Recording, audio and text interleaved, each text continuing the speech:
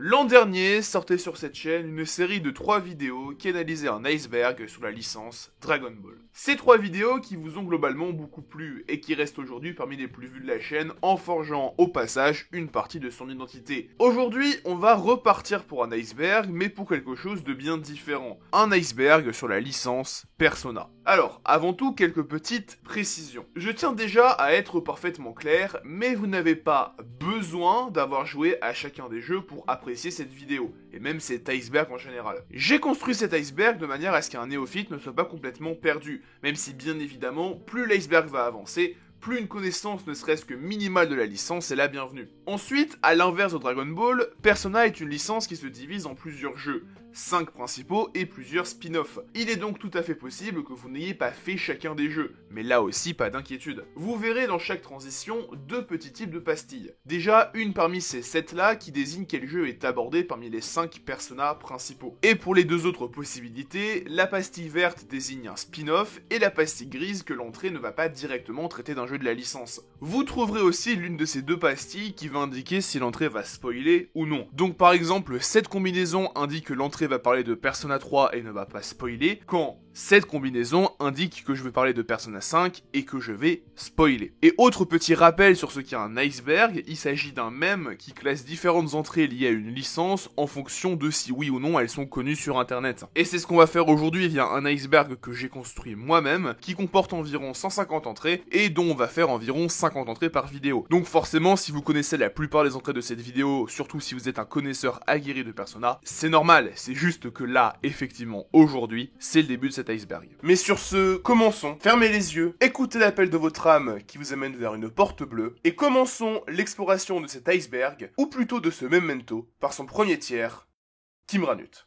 Commençons cet iceberg Persona en ne parlant pas de Persona justement, mais d'une autre licence d'Atlus à laquelle Persona est énormément lié, Shin Megami Tensei. Shin Megami Tensei est une série de jeux vidéo d'Atlus qui a débuté en 1987, en adaptant au départ la série de romans Digital Devil Story Megami Tensei d'Aya Nishitani. Au départ, les jeux portent le même nom que les romans de Nishitani et le nom de Shin Megami Tensei n'apparaîtra qu'en 1992. Depuis, c'est devenu une série légendaire et tentaculaire du RPG japonais. On compte 5 opus numérotés et plusieurs spin-offs comme Strange Journey, Online Imagine ou le plus étrange, Tokyo Mirage Session FE, un crossover avec Fire Emblem dans un monde d'idol. Mais on trouve aussi plusieurs séries de sous-séries qui vont chacune développer leur game design et leur univers au sein même de l'univers Shin Megami Tensei. Il y a par exemple la sous-série Devil Summoner qui a elle-même donné la sous-série Soul Hackers, la sous-série Bible, la sous-série Majin Tensei, la sous-série Devil Children, la sous-série Devil Survivor et la plus importante, la sous-série Persona. Persona est donc une sous-série de Shin Megami Tensei qui s'est lentement émancipée de sa grande sœur. Le plus évident est bien évidemment le gameplay, puisque Persona ajoute une dimension sociale qui est complètement absente des Shin Megami Tensei, qui eux se concentrent surtout sur de l'exploration de donjons. Mais c'est aussi visible dans les titres des jeux. Si en Occident les jeux affichaient fièrement un Shin Megami Tensei jusqu'à Persona 4, au Japon c'est loin d'être la même histoire. Et en vérité, aucun jeu Persona ne s'est au Japon appelé Shin Megami Tensei Persona, puisque Persona 1 s'appelait Megami Ibunroku Persona, titre qui globalement appuie l'affiliation en tant que spin-off. Ce titre, Megami Ibunroku, va disparaître dès Persona 2, qui verra ces 2 parties sortir sous la seule licence Persona sur le territoire nippon, ce qui est une constante depuis. Car là où nous on avait un Shin Megami Tensei Persona 4, les japonais avaient simplement Persona 4. Et voilà globalement comment on pourrait résumer les liens entre Shin Megami Tensei et Persona. Mais bon, vous vous doutez bien qu'avec presque 20 ans de lien, c'est loin d'être la dernière fois que vous entendrez le nom Shin Megami Tensei dans cet iceberg. Super Smash Bros est une licence de jeu de combat de Nintendo qui réunit des personnages d'autres licences qui vont d'extrêmement connus à parfois assez deep. Super Smash Bros Ultimate est le dernier opus en date de la série qui se base autour d'un concept simple. Au départ, réunir les 63 premiers personnages apparus dans la licence avant d'en ajouter de nouveaux. Inkling de Splatoon, King K. Rool de Donkey Kong, Fel Inferno de Pokémon, mais aussi 11 DLC avec Sephiroth de Final Fantasy, Pyra et Mythra de Xenoblade Chronicles, Sora de Kingdom Hearts, mais aussi Joker, le protagoniste de Persona 5, qui sera annoncé lors des Video Game Awards du 6 décembre 2018, soit la veille de la sortie d'Ultimate. Joker sera finalement intégré à Super Smash Bros Ultimate le 17 avril 2019 en tant que premier personnage de DLC, accompagné d'un stage, le Memento. le personnage s'imposera assez vite comme étant assez puissant, puisqu'étant très bien classé dans les tier lists et utilisé par beaucoup de top players. Joker va notamment être l'un des personnages phares de MKLeo, le joueur qui a dominé les rankings de Ultimate et qui est considéré comme le meilleur joueur de l'histoire de ce jeu. D'ailleurs, le doubleur anglais de Joker, Xander Mobius, double également la Master Hand, la Crazy Hand, et l'annonceur anglais de Super Smash Bros depuis l'opus de 2014. Papillon. Voilà, c'est rigolo de se dire que ces 4 personnages partagent le même doubleur. Et en japonais, Jun Fukuyama double Roy pour l'anecdote. L'une des traditions qui a été conservée de Shin Megami Tensei, ça a été de rendre les protagonistes muets, et ce jusque dans leur nom qui n'est jamais communiqué dans le jeu, sauf très rares exceptions. Cependant, ils se sont bien vus attribuer des noms au fur et à mesure de l'histoire de la série, noms qui ont parfois acquis un caractère officiel. Le protagoniste de Persona 1 n'a pas de nom officiel et reste désigné par le titre Boy with Sunny Wing, soit le garçon à la boucle d'oreille par Atlus. Cependant, il a 3 noms différents, Naoya Tudu dans le manga Persona 1, Yuya Narumi dans le drama CD de Persona 1, et Jiei Suzakuin dans la novelisation de Persona 1. Pour Persona 2, c'est assez simple. Persona 2 se sépare en réalité en 2 jeux, Persona 2 Innocent Sin et Persona 2 Eternal Punishment. Et on incarne un personnage différent dans chacun des 2 jeux, ce qui fait que notre protagoniste apparaît dans l'autre jeu, et il parle, ce qui fait qu'on a son nom, puisqu'on a une boîte de dialogue. Ce qui nous donne donc Tatsuya Suo et Maya Amano. Et non, mon pseudo ne vient pas de là. Oh, ça me bat les couilles. Pour Persona 3, le protagoniste s'est vu attribuer 3 noms. Sakuya Shiomi dans Persona 3 The Wild Masquerade, Minato Arisato dans le manga Persona 3, mais son nom officiel reste Makoto Yuki,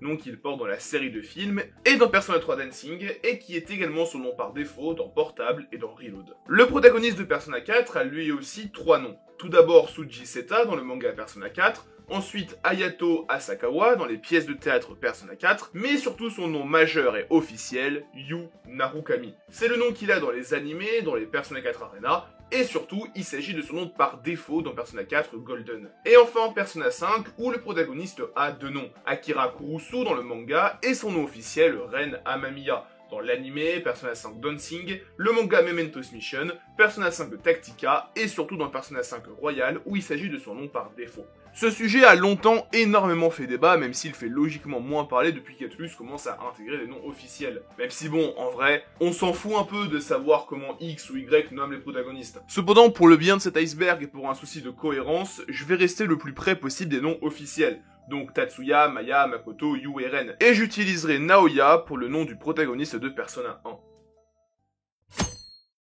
L'un des mèmes les plus connus autour de Persona est sans doute ce fameux Go to Sleep, qui provient de Persona 5. Même qui part de quelque chose de simple, Morgana qui insiste pour que le protagoniste aille se coucher lors des jours scriptés pour, en sacrifiant donc des slots d'activité. Cette idée de sacrifier des slots d'activité pour le scénario est présente depuis Persona 3, qui sacrifiait une semaine entière en début de jeu.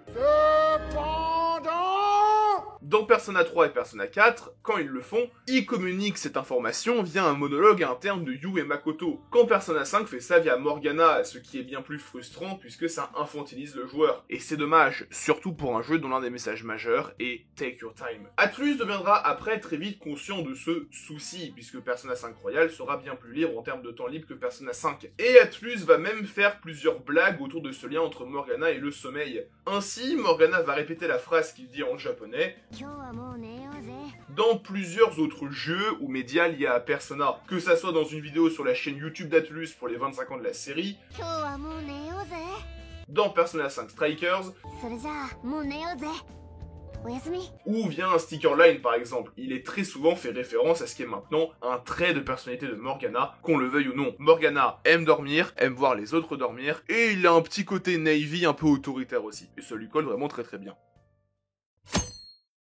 La plupart des jeux Persona se passent sur une année précise. 1996 pour Persona 1, 1999 pour les 2 Persona 2, 2009 pour Persona 3 et 2011 pour Persona 4. Cependant, contrairement aux autres jeux de la série, Persona 5 est bien plus vague, en ne précisant qu'un simple 20XX. Mais il est très fortement suggéré que Persona 5 se passe en réalité en 2016, via beaucoup d'éléments internes au jeu. Le plus évident, c'est bien évidemment le calendrier, puisque le calendrier de Persona 5 colle avec celui de 2016. A noter d'ailleurs d'ailleurs que cette date de Persona 5 fait en sorte qu'il se passe l'année de sa première sortie, puisqu'il est sorti à la base en septembre 2016 au Japon. Dans la série, seuls Persona 1 et Persona 2 Immortal Sin partagent cette caractéristique avec le 5. Pour les trois autres, Persona 3 et 4 se passent dans le futur par rapport à la première sortie, de 3 ans chacun, quand Persona 2 Eternal Punishment se déroule en réalité dans le passé, puisqu'il est sorti en 2000 quand le scénario du jeu se passe en 1999.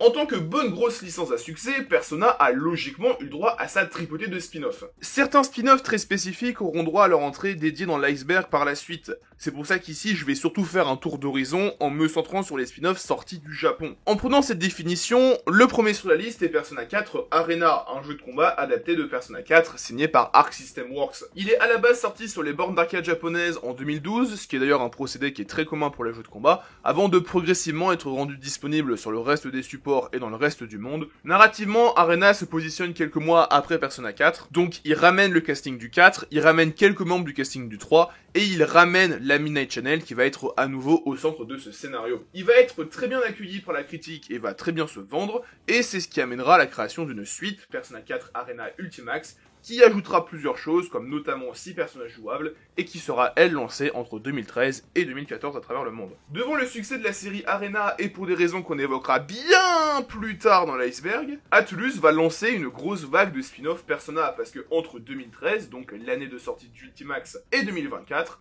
vont sortir 7 spin-offs Persona sur console, avec même 5 sorties entre 2014 et 2018. Les deux premières sorties vont lancer deux autres sous-séries, Persona Q et Persona Dancing. Persona Q va être une série de 2 spin-offs, Persona Q Shadow of the Labyrinth et Persona Q2 New Cinema Labyrinth, qui à la manière des Arena est un gros crossover des différents Persona. Mais là où les Arena mettaient aux commandes Arc System Works, studio spécialisé dans les jeux de combat, Persona Q est développé en interne par Atlus, mais sera supervisé par Daisuke Kaneda. Daisuke Kaneda, c'est quelqu'un qui a bossé sur plusieurs Persona à ce moment-là, mais c'est surtout quelqu'un qui a supervisé le 4ème opus d'Etrian Odyssey. Résultat, Persona Q, c'est globalement un Etrian Odyssey, donc un dungeon crawler, qui utilise l'univers de Persona, les protagonistes du 3ème et 4ème opus dans Persona Q, et ils ajoutent à ça les voleurs fantômes dans Persona Q2. Et si vous vous demandez pourquoi Persona Q, eh bien ça vient du titre japonais d'Etrian Odyssey, Seikaiju no Meikyu, parce que Q,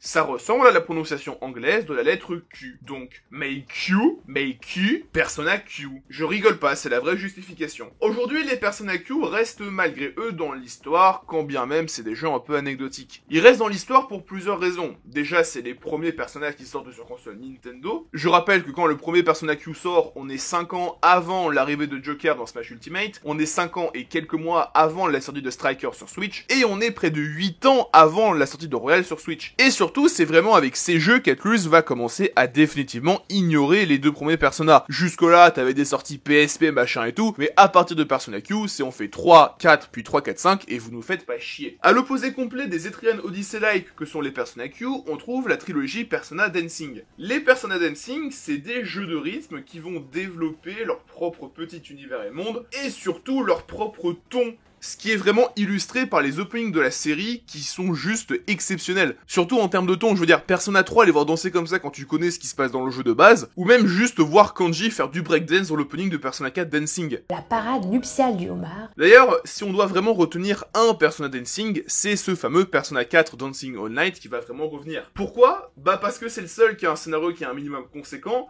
et c'est celui qui a eu le plus de sons dans la part d'Atlus. Parce que là où Persona 3 Dancing et Persona 5 Dancing ont été développés simultanément par Atlus, Persona 4 Dancing All Night a été développé par Atlus et Dingo Inc., qui a notamment lancé la série des Hatsune Miku Project Diva, ce qui assure un son forcément un peu plus conséquent. Cette trilogie va aussi marquer le début de l'ère des spin-offs de Persona 5, déjà avec le Dancing en question, Persona Q2 qui va intégrer les voleurs fantômes, puis deux vrais spin-offs de Persona 5. Tout d'abord, Persona 5 Strikers, sorti entre 2020 et 2021, qui emprunte au genre du Musou, donc à la manière d'un Eagle Warriors ou d'un Pirate Warriors, et puis Persona 5 Tactica, sorti en 2023, qui emprunte lui au Tactical façon XCOM, ou Mario et Rabbids.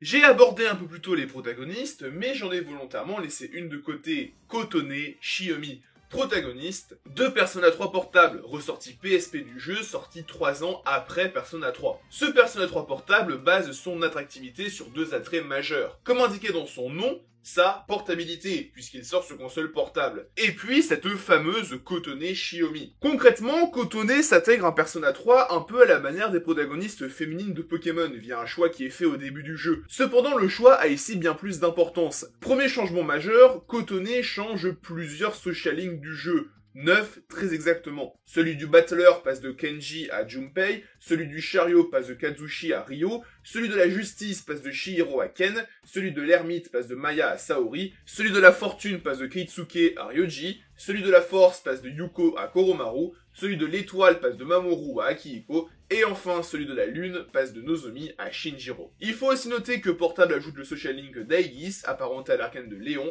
mais qui est présent dans les routes de Makoto et de Kotone. Pour les autres changements, bien évidemment, l'apparence des deux protagonistes diffère, tout comme l'apparence d'Orpheus et même celle de la direction artistique du jeu, qui remplace le bleu caractéristique de Makoto par un rose apparenté à Kotone. L'arme de Kotone est aussi différente puisqu'elle utilise des naginata là où Makoto utilise des épées. Pareil pour le thème de combat du jeu qui remplace Mass Destruction par Wiping All Out.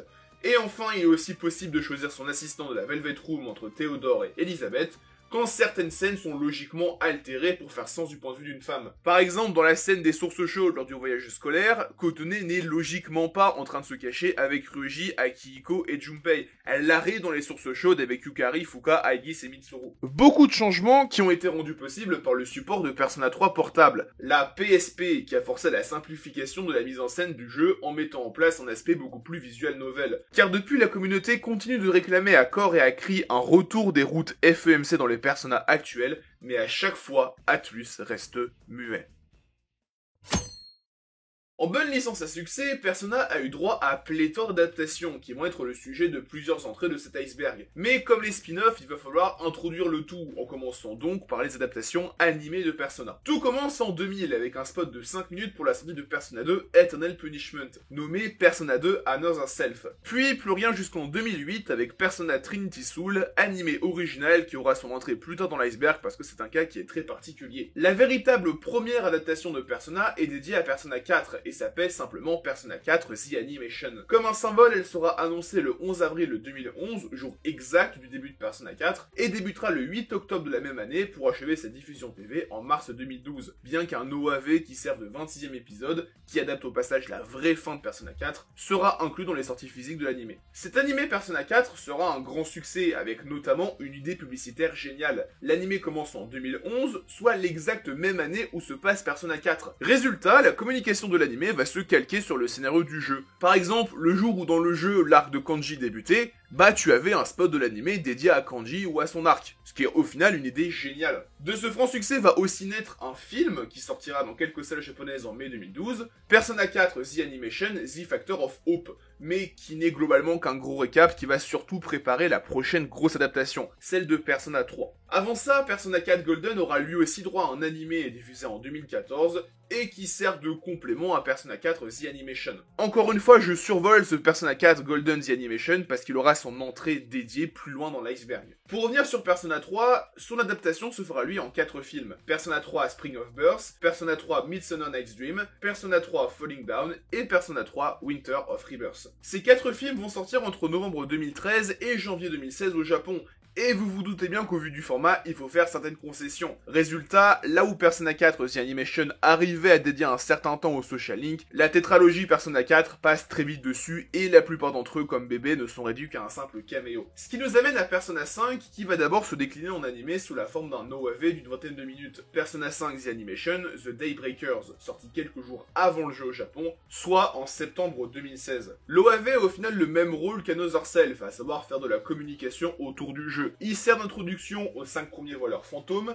et ne touche en rien au scénario de Persona 5. Cependant, quand on pense à Persona 5 et à animé, c'est avec une certaine déception, et c'est bien normal. Car un animé Persona 5, un vrai, est très vite mis en chantier et sera annoncé en juillet 2017, avec, comme Persona 4 The Animation, A1 Pictures aux commandes. Cependant, la production de l'adaptation va être perturbée par l'indépendance progressive du staff, qui va former le studio Cloverworks. Persona 5 The Animation est donc l'un des 3 premiers projets de ce nouveau studio, avec Slow Start et Darling X the Franxx. Lancé en avril 2018, l'animé va au final diviser les fans, avec un résultat global qu'on pourrait qualifier de mitigé. Résultat qui est sans doute dû au grand changement interne interne qui survenait alors chez A1 puis chez Cloverworks. Persona 5 The Animation se composera finalement de 26 épisodes, s'arrêtant à l'une des mauvaises fins du jeu, avant d'adapter les arcs restants dans deux OAV, Dark Sun et Stars and Hours. Deux autres OAV, A Magical Valentine's Day et Proof of Justice, seront eux distribués dans les 11e et 12e coffrets physiques de l'anime. Et d'ailleurs, la scène d'Ifumi qui nage, qui est très populaire sur internet, on se demande pourquoi, vient de cette OAV de la Saint-Valentin. Au final, quand on fait les comptes, on a près d'une dizaine de produits animés Persona, qui vont de la pub Another Self de Persona 2 aux deux OAV bonus de Persona 5 The Animation, sans oublier les cas spéciaux que peuvent être Trinity Soul, voire même Persona 4 Golden The Animation, dont on reparlera plus loin dans cet iceberg.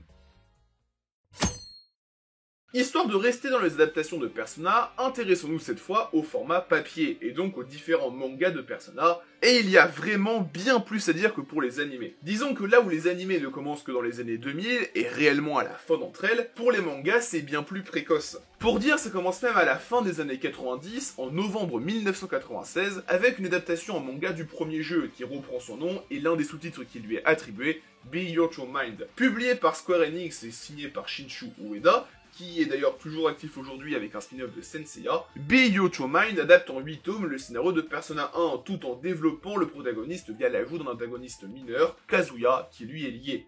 Il bénéficiera aussi du regain de popularité du jeu via sa ressortie sur PSP, puisque le manga sera réimprimé et ressorti en 2009, cette fois par Ishii Jinsha. Persona 2 aura eu droit à moins d'adaptations. La majeure se nomme Persona Tsumi Tubatsu et commence en tome relié en novembre 2000, en étant prépublié dans le Monthly Shonen Jump de Shueisha. Oui, le même Shueisha qui publie One Piece, Dragon Ball et My Hero Academia. Bref, le manga va faire 3 tomes et raconter une histoire originale en reprenant le cadre de Persona 2, puisqu'il se passe canoniquement quelque temps avant Eternal Punishment. C'est vraiment à partir de Persona 3 que ça va commencer à un peu plus se structurer. Ainsi commence en avril 2007 l'adaptation en manga de Persona 3. L'éditeur ASCII MediaWorks, le même éditeur que Yotsuba au passage, confie le projet à un illustrateur fan de la licence, Shuji Sogabe. Après, on sent vraiment que ce manga Persona 3 est un produit fait par et pour des fans. Par exemple, afin de pallier un problème assez majeur dans Persona 3, à savoir que les personnages les plus populaires dans la fanbase apparaissent assez tard dans le jeu, et que la plupart du casting n'a pas forcément de coup d'éclat, la décision est faite de raconter le scénario dans le désordre. Ainsi, des personnages comme Aigis et Ryuji, qui apparaissent originellement assez tard dans le jeu, sont ici présents dès le premier chapitre. Le manga Persona 3 est donc surtout un complément pour quelqu'un qui a déjà fait le jeu, et n'est en rien une porte ouverte vers la licence.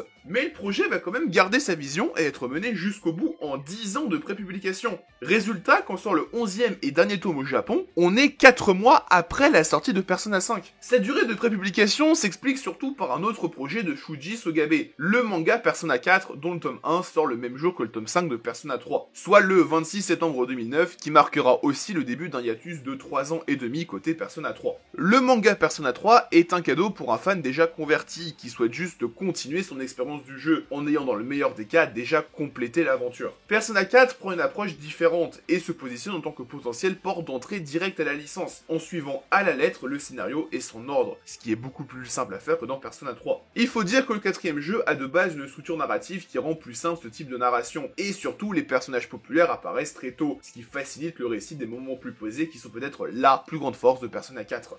En dehors du Japon, c'est aussi avec le Persona 3 de Sogabe qu'un vrai suivi des mangas de Persona en France va commencer, avec Mana Books qui va récupérer les deux licences pour commencer à les publier à la fin des années 2010, avec dans le lot aussi le manga Persona 5. L'adaptation en manga de Persona 5 commence à peine une semaine après la sortie du jeu. Tsuji Sogabe étant encore occupé sur Persona 3 et 4, c'est cette fois un autre mangaka, Isato Murasaki, qui s'en charge, quand la licence se retrouve chez Shogakukan. Côté prépublication, on est là aussi sur du très long terme, puisque le manga est toujours en cours aujourd'hui, en s'aidant même parmi le luxe d'intégrer des éléments liés à Persona 5 Royal. À titre purement personnel, c'est peut-être le manga que je vous recommanderais le plus, même si bien évidemment le style qu'il colle moins aux artworks de Soejima que ce qu'a pu faire Sogabe peut un peu perturber. Ce qui est explicable par le fait que Murasaki n'est pas un vrai débutant comme Sogabe, il avait une carrière de mangaka professionnel avant, ce qui fait qu'il a voulu garder son style et donc proposer son Persona 5, ce qui est explicable et compréhensible. Cependant, là on a parlé uniquement des mangas dits principaux, ceux qui collent le plus possible à la trame des jeux et qui sont publiés sous forme de série, même si on l'a vu, il faudra attendre Persona 4 pour avoir une vraie adaptation en bonne et due forme. À côté de ça, on trouve des dizaines d'œuvres estampillées Persona qui se rattachent de plus loin à la licence. Déjà la vingtaine d'anthologies, dont plus d'une dizaine uniquement dédiées à Persona 1. Je vais clairement pas toutes les détailler, mais c'est ahurissant, avec notamment des anthologies publiées sous les licences des animés. D'autres mangas publiés sous les licences Persona 4 et Persona 5 existent également, sur lesquels je vais passer assez vite. Pour Persona 4, on peut noter le one-shot Persona 4 The Magician, qui se base sur Yosuke avant le début du jeu, et qui s'arrête à sa rencontre avec Yu. On trouve aussi deux autres mangas dédiés au Persona 4 Arena, et un autre manga sur lequel on reviendra plus tard dans l'iceberg. Pour Persona 5, on peut noter Memento's Mission, qui reprend la formule des mangas des deux premiers Persona, faire une sorte de side story, mais cette fois avec le casting de principal, et non un casting inédit. Mais aussi Memento's Report, une série de 3 fanbooks n'étant pas vraiment un manga, mais plus un fanbook illustré répondant aux questions des fans. Et enfin, histoire d'être vraiment complet, Persona Q a lui aussi été adapté en 2 mangas, et on trouve une série d'anthologies très particulière, les Tartarus Theater, série de Yonkoma ayant comme particularité de ne pas représenter le visage des protagonistes. Et c'est une série qui reste d'actualité, avec notamment un Yonkoma pour la sortie de Reload. Si je vous demande de me citer 3 musiques de Persona 3, vous allez souvent me citer le thème de combat Mass Destruction, le thème du générique de fin Memories of You, et le thème principal du jeu, Burn My Dread. Ces 3 thèmes comportent tous les 3 des paroles chantées par Lotus Juice pour Mass Destruction, et par Yumi Kawamura pour Memories of You et Burn My Dread. Sauf que Yumi Kawamura est japonaise, avec une prononciation qui peut parfois être assez compliquée à comprendre, ce qui a amené certaines personnes à penser qu'au lieu de prononcer Burn My Dread, elle prononçait Burn My Bread. Et cette simple petite hallucination auditive va lancer toute une vague de mèmes qui vont lier Persona 3 au pain. Par exemple, ce mème autour du Thanatoast, que je trouve très drôle, ou même l'Aegis Toaster, qui compare Aegis à un grille-pain, qui est une blague qui existe depuis maintenant une dizaine d'années, qui engendre énormément de fanart dépeignant Aegis comme un grille-pain quadrupède, ou des shitposts qui font d'elle quelqu'un qui a commencé à être un aspirateur. Et c'est quelque chose qui continue encore aujourd'hui, et qui a même repris un peu de popularité et d'importance avec la sortie de Persona 3 Reload. On a parlé au début de cette section de l'intégration de Joker dans Super Smash Bros Ultimate, mais il y a encore beaucoup à dire sur l'événement. Retournons au 17 avril 2019. Nintendo of America upload à ce moment-là une vidéo dédiée à Super Smash Bros Ultimate et à sa version 3.0.0, qui rendra d'ailleurs disponible Joker. Et c'est un très petit passage qui va nous intéresser, celui-là. For his neutral special, he wields a gun. Ce tout petit extrait est devenu un mème qui reste aujourd'hui l'un des très nombreux mèmes marquants liés à Persona, sans trop de raisons particulières d'ailleurs. J'imagine que la simple phrase « il a un flingue », elle est rigolote. Même si bon, en élaborant, on pourrait se dire que les armes à feu c'est assez rare dans Smash, t'as Snake qui utilise des explosifs, Bayonetta qui a des pistolets magiques, et Joker il a lui justement un pistolet un peu plus normal. Même si bon, ok, c'est pas un vrai pistolet, c'est des jouets que le métaverse transforme en pistolet, en réplique, mais tout de même, ça fait de Joker le seul personnage de Smash Bros à avoir des armes à feu qui ressemblent à les armes à feu, qui font le bruit des armes à feu, et qui font des dégâts d'armes à feu. Chaque Persona a pour lui plusieurs caractéristiques uniques. Bien évidemment, son scénario, ses personnages, ses musiques, et puis sa couleur. Une couleur qui va représenter les thématiques qu'aborde le scénario du jeu. Chacun des jeux est donc lié à une ou plusieurs couleurs qui va être au cœur de son imagerie. Pour Persona 1 et Persona 2, c'est assez compliqué. Assez compliqué parce qu'il n'y a pas vraiment eu de vraies couleurs associées dès le départ aux deux jeux. Persona 1 est associé à du violet depuis la ressortie PSP, mais la version originale utilisait bien plus le vert. Et pour Persona 2, Innocent Sin utilisait à la base du rouge et Eternal Punishment, un violet pâle pouvant ressembler à du rose. Mais là aussi, ça a complètement changé pour de l'orange à partir du 20e anniversaire de la série. Et depuis, que ce soit sur le disque Persona 2 des 20 ans, l'illustration des 25 ans de Persona ou des 35 ans d'Atlus, c'est clair, pour Atlus, Persona 2 maintenant, c'est orange. C'est donc vraiment à partir de Persona 3 que ça va commencer. Persona 3 justement utilise du bleu dans sa direction artistique. Et ça va de ses menus jusqu'à certains personnages comme Makoto ou Junpei qui portent du bleu. Le bleu, c'est une couleur qui peut être attribuée à la mélancolie ou à la tristesse, ce qui colle parfaitement à l'ambiance plus morose qu'a par moment Persona 3. Pareil pour ses significations plus positives, comme la sagesse ou la sérénité, qui collent là aussi parfaitement à la conclusion du voyage de Makoto. Mais il ne faut aussi pas oublier que Persona 3 accorde une grande importance au vert, qui remplace le bleu dès que la Dark Hour arrive. Vert qu'on pourrait apparenter à un certain teint maladif. Le monde est malade, et cette maladie est incarnée par la Dark Hour. Et pour le rose qui amène Kotone à Persona 3 Portable, portable, j'y vois simplement une incarnation de sa féminité, de la nouveauté qu'amène Persona 3 Portable avec cette route FEMC. Persona 4 utilise lui du jaune, et c'était sans doute le meilleur choix possible pour ce jeu. Le danger, l'espoir, la joie, les moments légers, la confiance, tout peut être lié au jaune, et donc à Persona 4. Et ça rend d'autant plus intéressant de voir les derniers donjons de Persona 4 plus utiliser du rouge, qui est dans notre imaginaire collectif une évolution du jaune. Après avoir touché du doigt le danger tout au long du jeu, lorsque Yu et ses amis arrivent en plein dedans, le jaune laisse place au rouge. Et en parlant du rouge, c'est l'une des couleurs majeures de Persona 5, et un rouge qui a une signification assez claire, celle de la Révolution. C'est un sens du rouge qui vient de la Révolution française et d'une fusillade du 17 juillet 1791, où un drapeau rouge qui était jusque-là un simple objet pacifique va devenir symbole même de la révolte.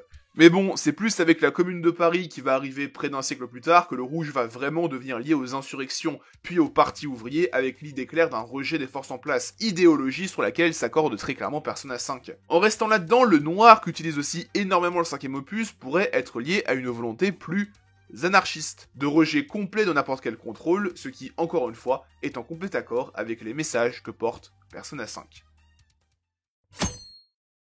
La dernière sortie en date de la licence au moment où sort cette vidéo s'appelle Persona 3 Reload, remake du Persona 3 original. Le jeu est annoncé en juin 2023 et très vite, avec les premiers trailers, l'OST va commencer à se dévoiler et à intriguer, ce qui va lancer une trend de YouTube qui va durer jusqu'à la sortie du jeu, la trend des Cleanest Version. Concrètement, il ne s'agit que de montage du bout de l'OST entendu dans les trailers, coupé et remixé de manière à essayer de recréer les véritables morceaux de l'OST avant leur sortie officielle. C'était notamment visible avec le nouveau thème de combat du jeu It's Going Down Now qui est énormément utilisé dans les différents trailers. Le résultat était sur la fin assez impressionnant et ça restera quoi qu'il arrive une pièce de l'histoire de Persona 3 Reload sur internet.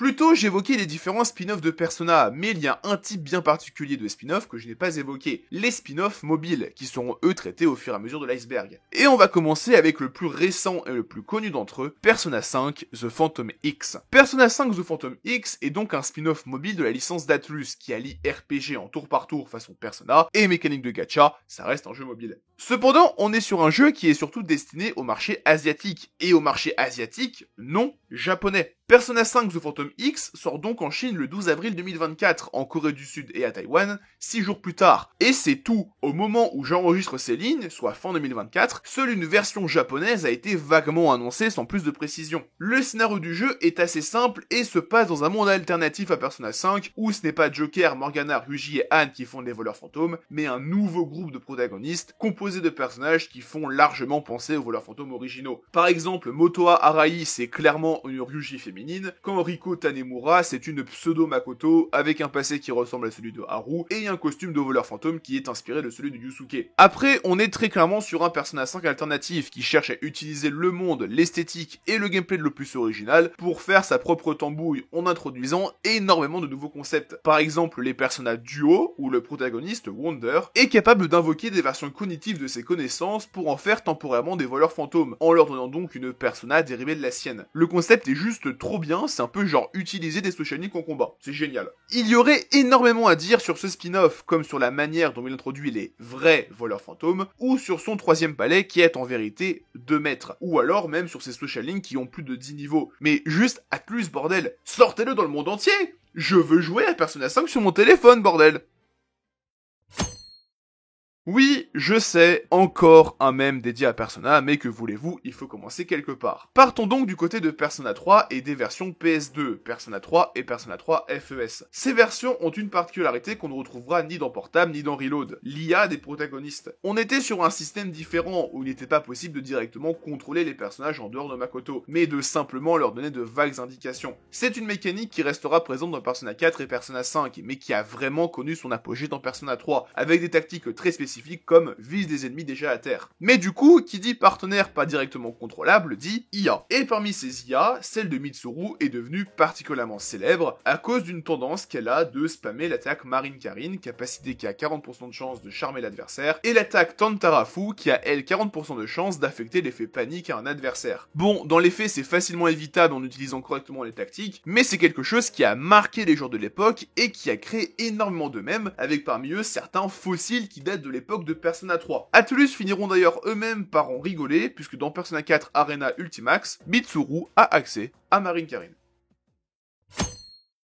En tant que bonne série de JRPG, Persona a comme tradition l'inclusion de certains super boss débloquables vers la fin du jeu ou dans un New Game Plus. Globalement, à partir de Persona 2, chaque jeu de la série va contenir certains boss cachés, et un type de boss bien particulier est d'ailleurs présent depuis Persona 3, ce qu'on appelle les Velvet Bosses. Le concept est simplement de nous faire affronter les membres de la Velvet Room, soit depuis Persona 3, Elisabeth, Théodore, Margaret, Caroline, Justine et Lavenza. Ces boss, qui sont disponibles uniquement à la fin du jeu ou en New Game Plus, sont d'excellents challenges de fin de jeu. Ils ont un nombre de PV qui est comparable à certains boss de fin, des statistiques qui sont tout simplement parfaites, avec 99 partout, et une IA qui les fait très souvent changer de faiblesse, ce qui fait donc les ultimes challenges de ce pan du gameplay qui est si important dans Persona. C'est devenu une tradition dans la série, qui est en place depuis Persona 3, et qui est bien partie pour durer, puisque même les Persona Q contiennent des combats contre les membres de la Velvet Room.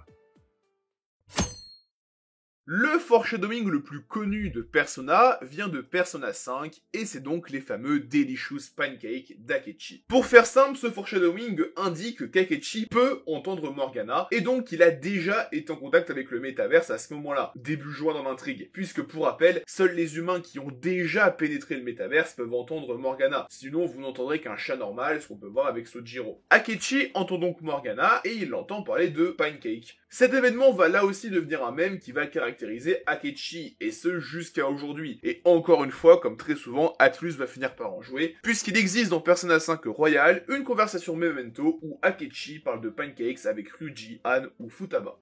Pancakes. I don't want to hear that word again for a long, long time. L'inclusion de Socialing dans Persona 3 a aussi introduit autre chose dans la série, les romances. Il est possible d'enclencher une romance avec différents personnages, avec un choix de plus en plus large à chaque jeu, puisqu'on passe de 6 romances dans Persona 3 à une dizaine dans Persona 5 Royal. Cependant, ça se gâte parce que lancer une romance ne lock pas forcément les autres, ce qui veut dire qu'il est possible de se créer son petit harem, et ce qui donne accès à plusieurs scènes assez spéciales, qui servent généralement à punir le joueur et son personnage. Pour Persona 3, c'est une cinématique de début septembre qui est altérée.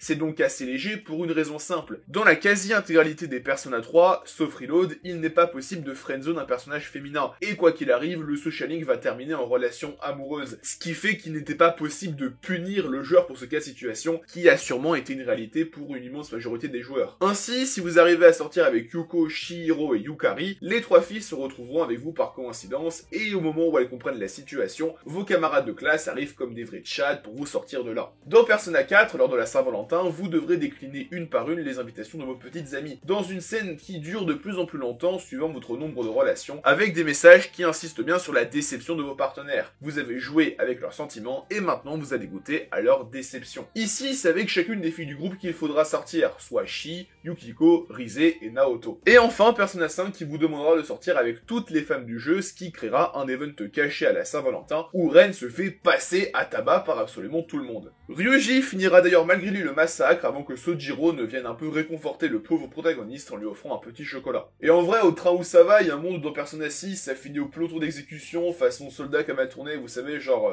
oh là là, j'arrive pas à rentrer aux Beaux-Arts, tout ça, je prends ma revanche, tout ça, l'Alsace-Lorraine. Pourquoi la musique elle est coupée là? J'ai assez peu parlé des 2 premiers personnages jusque-là, et malheureusement, attendez-vous à ce que ça reste une norme. C'est triste, mais vu que les jeux sont moins populaires et ont moins marché, il y a moins à dire. Cependant, il y a un truc sur Persona 2 qui se devait d'être aussi dans cet iceberg. Et c'est la présence d'Adolf Hitler en tant que boss d'Innocent Sin. Persona 2 Innocent Sin base une grande partie de son scénario sur des rumeurs qui deviennent réalité. Et c'est donc comme ça qu'on se retrouve à affronter Hitler en tant que boss de fin du jeu, après qu'une rumeur annonçant sa survie en Antarctique à la suite de la Seconde Guerre mondiale commence à se diffuser. Hitler est donc l'avant-dernier boss de Persona 2 Innocent Sin, en révélant après le combat être en réalité l'antagoniste Nyarlathotep.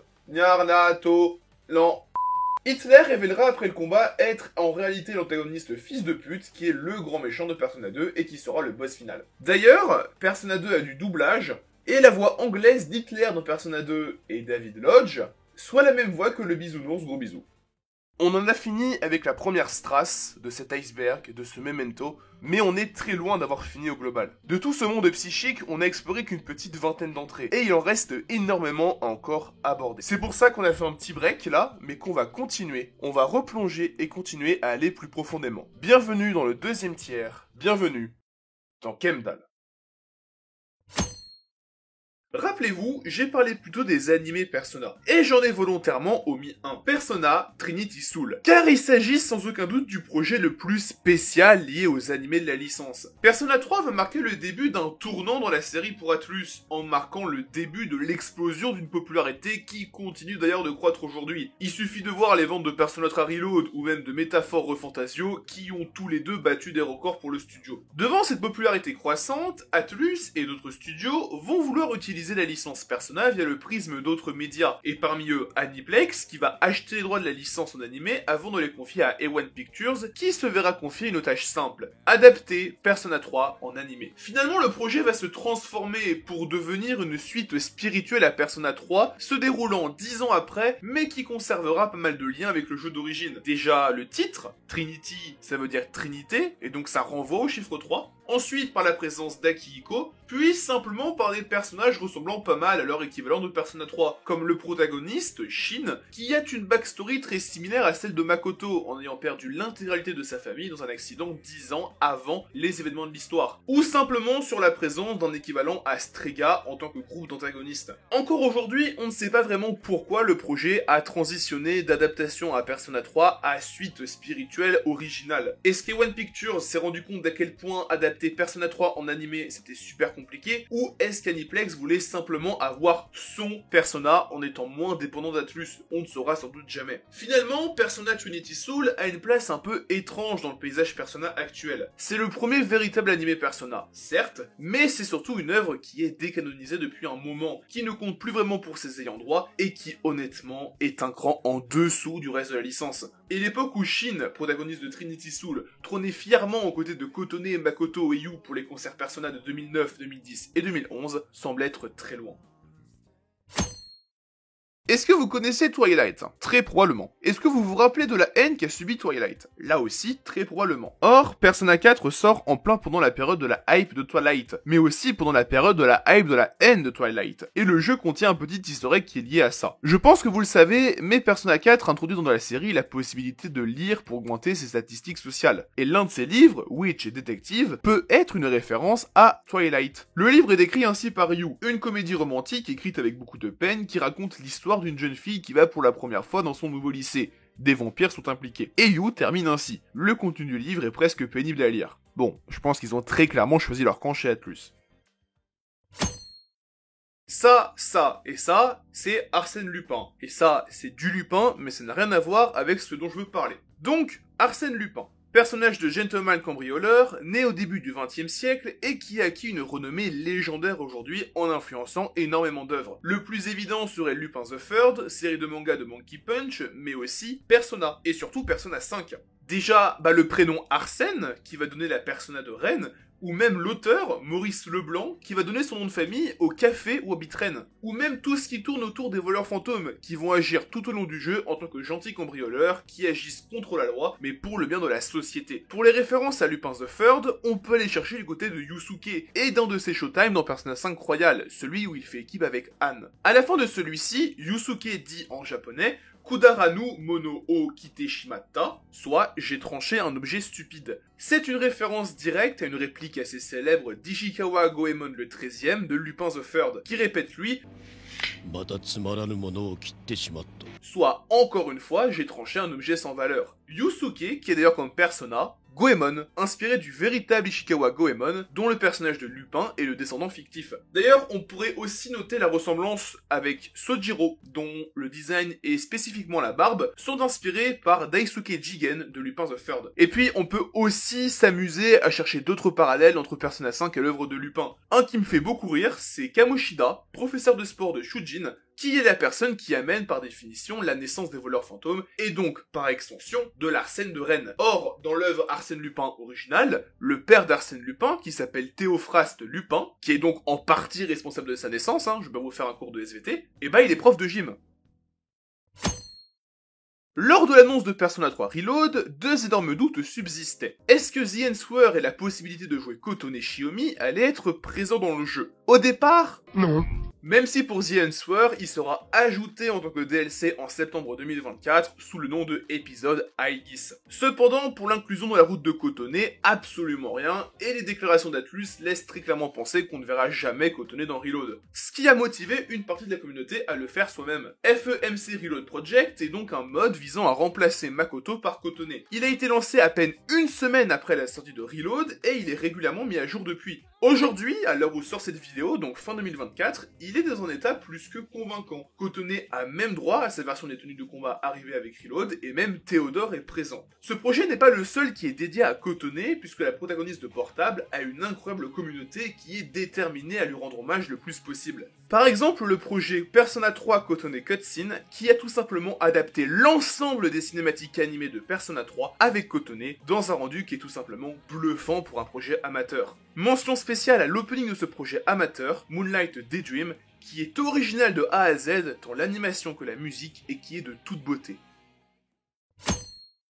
J'avais dit en début d'iceberg qu'on allait reparler de Shin Megami Tensei, et bah, il est l'heure visiblement. Parlons un peu de Shin Megami Tensei If, un jeu que j'ai volontairement omis d'aborder dans la chronologie de Persona et de sa filiation à Shin Megami Tensei. Shin Megami Tensei If est, comme son nom l'indique, un what if à la série Shin Megami Tensei, qui base son monde sur la non-existence du bombardement de Tokyo, qui est un événement très important dans les deux premiers Shin Megami Tensei. If est par bien des aspects ce qu'on pourrait considérer comme un proto-Persona. Là où certains des anciens jeux, comme Shin Megami Tensei, avaient comme protagoniste un lycéen, If est le premier SMT qui vous place dans un environnement scolaire. Ici, le lycée Karukusaka. Et surtout, il introduit un système de jeu qu'on peut considérer comme l'ancêtre des Persona, celui des gardiens. Bon, dans les faits, c'est juste une jauge qui se remplit après chaque combat, qui va déterminer l'esprit gardien qui sera attribué au personnage après chaque game over, et qui va booster certaines stats en permettant au personnage d'apprendre certains sorts. C'est un système qui est clairement imparfait, mais qui sera bien accueilli, tout comme l'ensemble de If qui va marquer vraiment la genèse de la série Persona, et ce, de l'aveu de Katsura Ashino lui-même. Quel est cet endroit? Et celui-là? Et celui-là? Une seule réponse, la Sea of Souls, ou la mer des âmes si vous tenez à parler la langue de Dédé le routier. C'est un plan de réalité qui est né de la psyché de chaque être vivant, mais qui est surtout influencé et développé par l'humanité, qui est de loin l'être vivant avec la psyché la plus complexe. Globalement, la Sea of Souls est la réponse finale à l'existence des phénomènes paranormaux dans Persona. Les shadows et chaque perturbation observée dans les différents jeux viennent de la Sea of Souls, qui agit comme un pseudo-purgatoire, les âmes des défunts revenant dans les couches les plus profondes une fois leur vie terminée. La Sea of Souls apparaît aussi directement dans la série, qu'elle soit légèrement évoquée, comme par les Persona dans Persona 3 ou 5, ou directement, généralement sous la forme d'un paysage étoilé, comme dans Persona 1 ou dans Persona 3. De même, chaque perturbation majeure qu'on rencontre dans les jeux, des rumeurs de Persona 2 au Memento du 5, sont nées de la Sea of Souls et en représentent une partie, généralement corrompue ou altérée, quand la Sea of Souls complète contient autant de sentiments positifs que négatifs. La Velvet Room est aussi liée à la Sea of Souls puisqu'elle fait le lien entre la réalité et le subconscient général, donc cette fameuse Sea of Souls. Et d'ailleurs, je sais pas vraiment caser ça, mais sachez que depuis peu, vous pouvez acheter un soda artisanal Sea of Souls aux couleurs de Persona 3 Reload pour environ 18€, avec une jolie couleur bleue issue du pois papillon. Il s'est écoulé 8 ans entre Persona 4 et Persona 5. 8 ans, c'est long, et ça a donné à Atlus le temps de travailler sur d'autres projets. Catherine est l'un de ces projets. C'est un jeu qui est sorti en 2011 et qui est mis en chantier durant la dernière ligne droite du développement de Persona 4, donc globalement pendant le premier semestre 2008. C'est un puzzle game qui est centré autour du personnage de Vincent Brooks, qui est tiraillé entre sa petite amie Catherine et une femme qui veut nous rencontrer, Catherine. Le jeu est donc constitué d'une partie un peu façon Persona, où on suit des dialogues et l'avancée de l'histoire, et une partie plus puzzle game, où il faudra escalader une tour en déplaçant des blocs. Ce qui est intéressant avec Catherine, c'est son développement chapeauté par l'ensemble des têtes pensantes de Persona, mais aussi son statut de premier gros jeu Atlus sur PS3, ce qui amènera Ashino à le qualifier de test pour Persona 5 peu avant la sortie japonaise de celui-ci. Catherine reste d'ailleurs aujourd'hui un joli succès pour Atlus, en ayant vendu un demi-million de copies sur 2011. Et aussi, retenez bien le nom de Vincent Brooks, parce qu'on va en reparler. On repart un petit coup dans Super Smash Bros, oui je sais, mais bon, au vu de la popularité de la série, je me devais d'expédier les entrées liées à la licence de Nintendo dans cette partie 1. Intéressons-nous donc aux 7 costumes alternatifs de Joker et comprenons leur inspiration. Les 4 premiers costumes alternatifs référencent les couleurs majeures de 4 jeux Persona. Le violet utilise la couleur majeure de Persona 1, le bleu utilise la couleur majeure de Persona 3 et donne à Joker un léger air d'assistant de la Velvet Room, le jaune utilise la couleur majeure de Persona 4, le rouge est décrit par Masahiro Sakurai comme basé sur la couleur majeure de Persona 5, cependant il peut aussi faire penser à Persona 2, à Arsène, ou à l'apparence qu'a Tatsuya dans Persona 2 Eternal Punishment. Donc écoutez, prenez ce que vous voulez. Le 5ème costume alternatif est basé sur le costume de voleur fantôme de Crow, et enfin, les 2 derniers costumes donnent à Joker son uniforme de lycéen. Le 6ème costume alternatif est basé sur l'uniforme que va porter Joker durant tout Persona 5, quand le 7ème et le dernier, qui donne à Joker une veste blanche, peut soit être basé sur l'uniforme d'été de Shujin, et donc de Joker, qui donne aussi au lycéen un haut qui est tout aussi clair, ou être basé sur l'uniforme de Kosei, lycée que fréquente Yusuke, avec un uniforme au haut clair que vous serez amené à voir plusieurs fois durant le jeu. Billy Kametz est né le 22 mars 1987, et c'est un comédien et doubleur américain. Il a commencé sa carrière en 2016 à Los Angeles en jouant Aladdin dans la comédie musicale de Disney, avant de commencer à travailler en tant que comédien de doublage. Durant sa carrière, il va obtenir plusieurs rôles mine de rien assez importants et assez stylés. Josuke Higashikata de JoJo's, Shigeru Aoba dans le doublage Netflix Evangelion, Alice Asmodeus dans Iruma, Ferdinand dans Fire Emblem Three Houses, plusieurs rôles mineurs dans Pokémon et dans Boruto, mais surtout 2 rôles qui vont se démarquer du reste. Déjà, Naofumi Iwatani, le personnage principal de The Rising of the Shield Hero, qui va lui permettre de remporter l'award du meilleur doublage anglais lors des 4e Crunchyroll Awards, mais surtout, Takuto Maruki dans Persona 5 Royal, où il va absolument tout donner, avec à l'arrivée une performance absolument magistrale, qui rend parfaitement justice au personnage incroyable qu'est Maruki. I gave up everything! Everything! So why? Cependant, Billy Kametz va mourir, le 9 juin 2022, à l'âge de 35 ans, d'un cancer colorectal. Il va laisser derrière lui tous ses rôles qui vont pour la plupart être repris, mais surtout, des fans en deuil. Et aujourd'hui, si vous écoutez sur YouTube des musiques de Persona 5 Royal qui sont liées à Maruki, comme Ideal and the Will, Keep Your Fate ou Throw Away Your Mask, vous verrez très vite des commentaires qui rendent hommage à Billy Kametz, en le remerciant pour son travail acharné, hommage communautaire auquel vont participer plusieurs professionnels du monde de l'anime, comme l'équipe de Ruby, qui va lui dédier l'épisode 8 de la saison 9 de Ruby, puisqu'il doublait un personnage dans cette saison. Alors, je parle pas de cette Snow Queen, histoire d'être parfaitement clair, mais du roman original, La Reine des Neiges, d'Hans Christian Andersen, qui va donner son nom à une route narrative du premier Persona. Cette route va s'éloigner du scénario principal du jeu et se concentrer sur une légende urbaine de la ville de Mikagetcho, qui est liée à un masque servant pour une pièce adaptée du roman d'Anderson, le Snow Queen Mask, qui sera l'objectif de ces quêtes scénaristiques, alors que l'esprit contenu à l'intérieur va posséder une professeure du lycée de Naoya. Il faudra résoudre 4 donjons avant de pouvoir se friter au boss de fin du jeu. La quête est complètement indépendante du scénario principal, en donnant notamment un rôle important à certains personnages secondaires. Déjà la professeure qui se fait posséder par le masque, ça semble évident, mais aussi Yukino, qui disparaissait très vite du scénario principal, qui sera d'ailleurs renommé Sebeck Route, du nom d'une société importante scénaristiquement. C'est assez étrange de voir le jeu juste complètement coupé en deux son contenu, déjà que Persona 1 n'est pas spécialement long par rapport à ses successeurs, alors avec cette division supplémentaire, enfin bon. Aujourd'hui, la Snow Queen Route reste l'une des nombreuses bizarreries qui font l'identité du premier Persona, qui reste un jeu passionnant à étudier, quand bien même il a vraiment bien vieilli. Atlus, un petit remake ? Revenons un peu sur les animés Persona pour parler de Persona 4 Golden The Animation, qui est un cas particulier. Alors, pas spécialement à la manière de Trinity Soul, Golden adapte bel et bien le contenu d'un jeu, à savoir ici Persona 4 Golden, mais uniquement celui de Golden, donc seulement le contenu ajouté par la ressortie du jeu, soit tout l'arc de Marie, de son social link à son donjon, le voyage au ski, ou les différents événements liés au scooter. L'animé ne raconte donc pas les événements de Persona 4, ce qui donne un produit final assez étrange, et c'est complètement normal et voulu. L'animé Persona 4 Golden est conçu pour être un New Game Plus de l'animé Persona 4. C'est surtout visible avec Yu. Yu est dans l'anime Persona 4 original, c'est quelqu'un qui est assez discret, qui est calme et dont le plus grand trait de personnalité semblait être son sens de l'humour parfois assez étrange. Dans Golden, ce n'est pas le cas. Il est plus direct, plus affirmé, et il n'hésitera pas à répondre à certaines figures d'autorité, ce qui rappelle forcément le début d'un New Game Plus dans Persona, où le protagoniste peut sembler directement plus affirmé, grâce à la conservation des statistiques sociales, que vous avez sûrement maxé dans votre partie précédente. Et oh bah tiens, qu'est-ce qu'on voit dans l'opening de Golden The Animation? Ce pentagone rempli qui rappelle forcément celui des statistiques sociales une fois maxé. Le message est clair, Persona 4 Golden The Animation est le New Game Plus de l'anime Persona 4 The Animation. Et si ça fait pas de cet animé un incontournable, parce que bon, bah ça se ressent pas vraiment quand on le regarde au-delà de l'opening et du You plus affirmé, ça reste une volonté artistique qui est tout de même assez intéressante.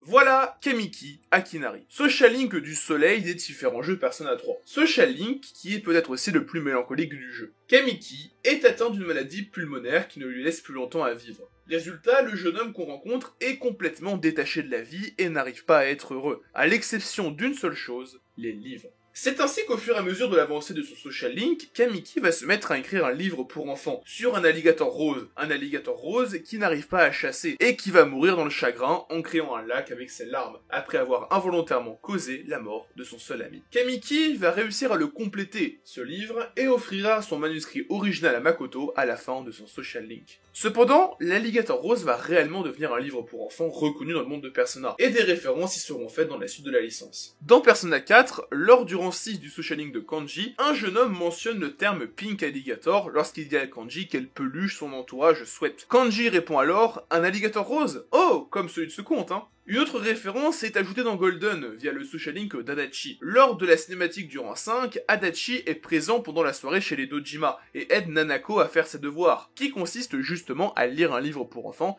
qui présente l'exacte même histoire que le projet de Kamiki. Et enfin, dans Persona 5, Yusuke pourra être vu en train de lire l'ouvrage lorsqu'il passe du temps à Leblanc.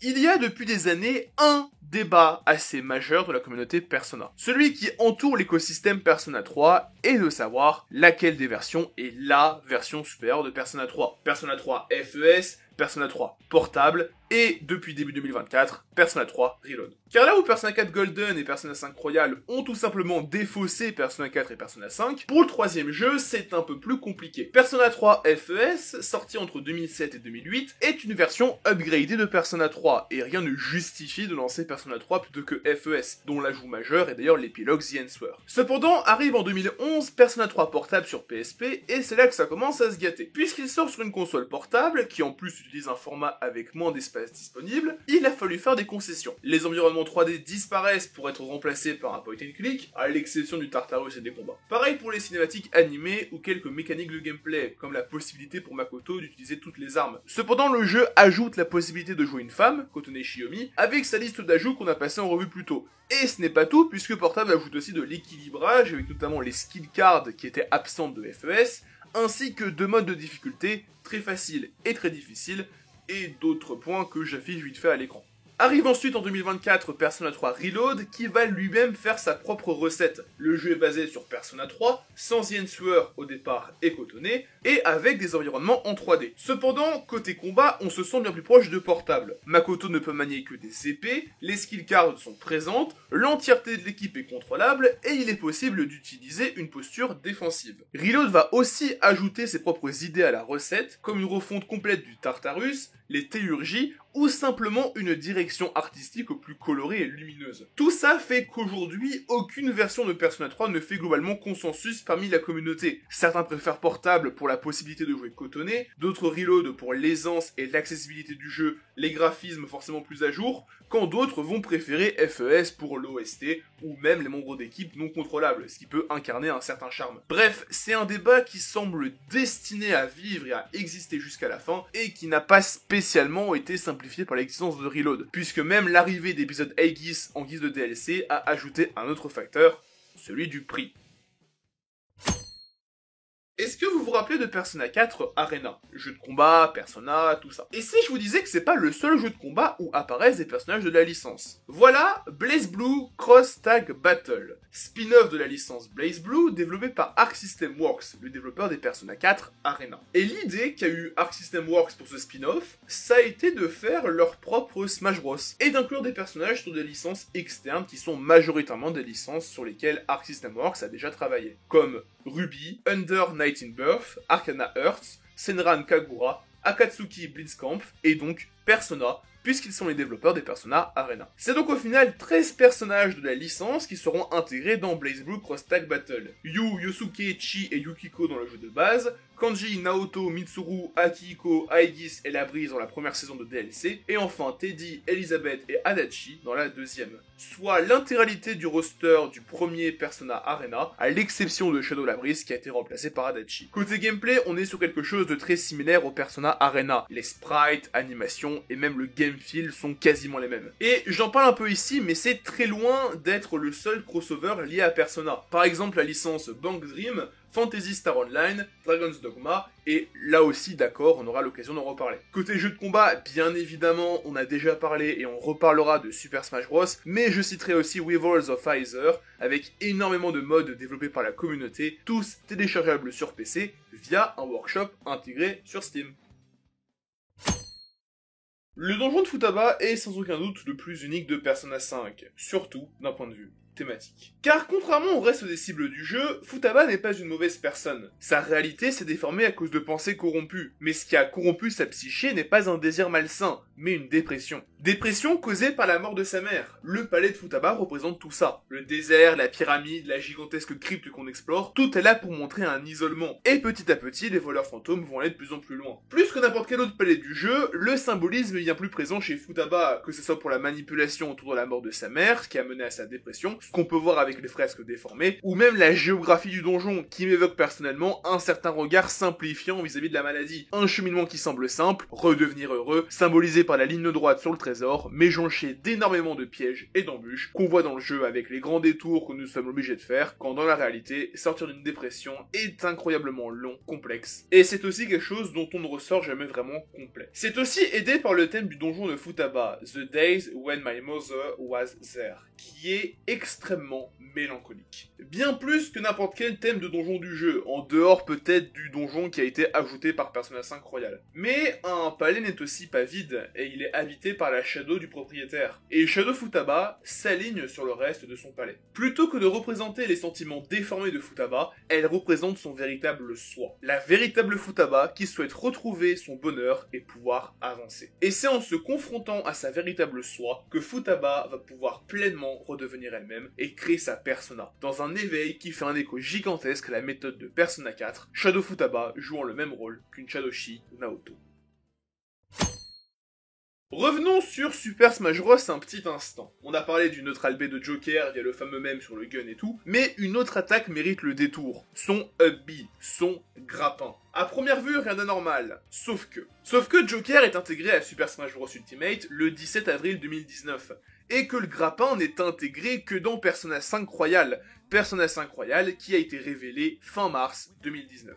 Du coup, Sakurai a joué à Royal en avance? Atlus n'a donné son autorisation pour avoir Joker dans Smash que pour promouvoir Royal? C'est un peu plus compliqué. D'un côté, Sakurai met en avant son appréciation de la série Persona pour justifier l'inclusion de Joker. Après, on peut aussi se demander pourquoi sortir Joker dès le départ, à l'annonce de Royal, et non pas à sa sortie si le DLC sert à promouvoir Royal. Parce que le premier Fighter Pass Ultimate couvrait la sortie de Royal. Le DLC de Terry Bogard est sorti une semaine à peine après la sortie japonaise de Persona 5 Royal, et bah il est 2 mois avant sa sortie mondiale. Mais un éventuel teasing de Royal ne s'arrête pas à ça. À la sortie du patch 2.0.0 de Smash Ultimate, plusieurs fichiers liés à l'ajout prochain de Joker au jeu vont apparaître. Parmi eux, un fichier lié au stage de Joker, le Memento, mais surtout un fichier de costume alternatif, avec un nom à rallonge. Un nom à rallonge qui est aussi intriguant. Particulièrement quand on y regarde de plus près. Déjà, Jack 6. Jack, c'est le nom de code de Joker dans les fichiers de Smash Ultimate. Parce que Jack, comme valet, vu que Joker, machin, ils sont partis sur les cartes. Le chiffre 6 laisse supposer qu'il s'agit soit du 6e costume de Joker, donc celui inspiré de Crow, soit de son 6ème costume alternatif, donc sa tenue de Shujin. Puis Jane, c'est quand même un nom qui est très connoté féminin. Et puis surtout, Pony Air, queue de cheval. Et des personnages féminins avec une queue de cheval qui ont une importance narrative significative pour pouvoir prétendre à une place dans Smash Bros. Il y en a pas 400 dans Persona 5.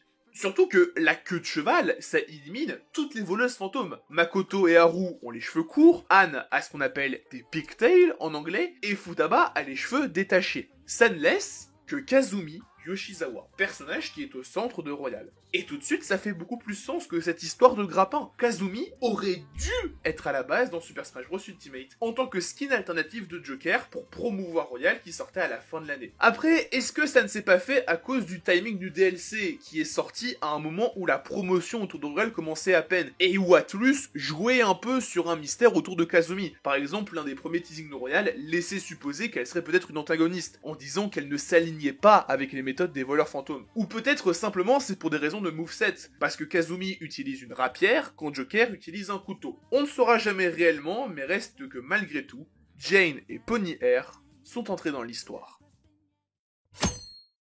L'un des très grands jeux d'Atlus, c'est de faire des références à Persona dans Persona. Et ça peut aller très très loin. Petit tour d'horizon des différentes références. Alors, Persona 1 et Persona 2 sont liés, et certains personnages du premier jeu apparaissent dans la duologie Persona 2, ce qui rend d'ailleurs canon la Snow Queen Quest, mais on en reparlera lorsqu'on abordera la timeline de la série. Dans Persona 3, le social link de l'ermite fait énormément de références à Persona 2. Le MMO s'appelle Innocent Sin Online, quand votre avatar s'appellera Tatsuya, et celui du social link Maya. De même, une émission télévisée fera intervenir énormément de personnages des deux premiers Persona, ce qui permet d'ailleurs d'en apprendre un peu plus sur leur vie, près de 10 ans après les premiers jeux. Dans Persona 4, les protagonistes vont un moment à Gekukan, le lycée de Persona 3, et ils profiteront de l'occasion pour un peu explorer Tatsumi Port Island, notamment le club escapade, où on apprend notamment que Rise était présente à Tatsumi Port Island lorsque la Dark Hour existait, et donc pendant Persona 3.